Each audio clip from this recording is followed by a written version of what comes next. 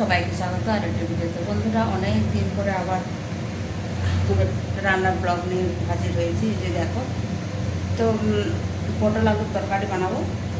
আর কী কী নিয়েছি আমি দেখাচ্ছি তোমাদের। এই যে এখানে নিয়েছি আমি পেঁয়াজ, আদা, রসুন, কাঁচা লঙ্কা, সাদা তিল আর মগজ। অল্প পরিমাণে নিয়েছি, কেন কি অল্প করেই রান্না করব। এই পাশে ভাজা মশলাগুলো রাখা আছে। তো আমি এখন দিয়ে দিচ্ছি কড়াই সরষের তেল। গোটা জিরে ফোড়ন দিয়ে আলু আর পটলটা একসাথে ভেজে নেব। ভাজার সময় দিয়ে দিচ্ছি স্বাদ মতো নুন, তাহলে ভাজাটা ভালো করে হবে।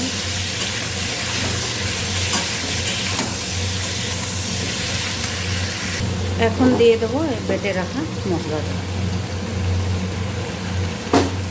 এগুলো কষিয়ে নেব। এবার দিয়ে দেবো হলুদ গুঁড়ো আর জিরে গুঁড়ো।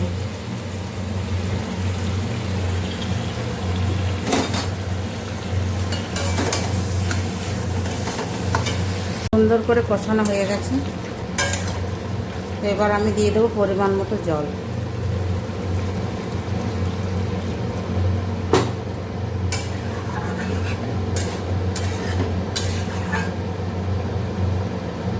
এবার ঢাকা দিয়ে দেবো।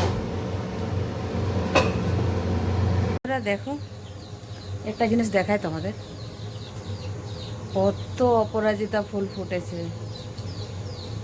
দেখো। আর ফুল দেখলে তো মন ভরে যায়, দারুণ লাগছে না? প্রচুর প্রচুর অপরাজিতা ফুল হয়েছে। আর এখানে দেখো দোপাটি ফুল, গোলাপি কালারের। তো সকালে উঠেই যখন এই ফুলগুলো দেখি মনটা খুব ভালো হয়ে যায়। আর ফুল তো আমরা সবাই ভালোবাসি, ফুল ভালোবাসে না এমন কেউ নেই মনে হয়। দারুণ দারুণ লাগছে। তো দেখে নি বন্ধুরা,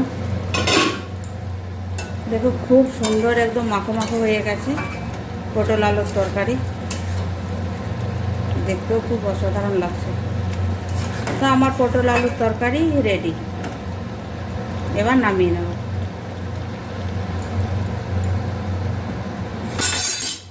তো বন্ধুরা, পটল আলুর তরকারি বেড়ে নিয়েছি আর নিয়েছি ভাত। তো একটু খেয়ে দেখবো কেমন হয়েছে।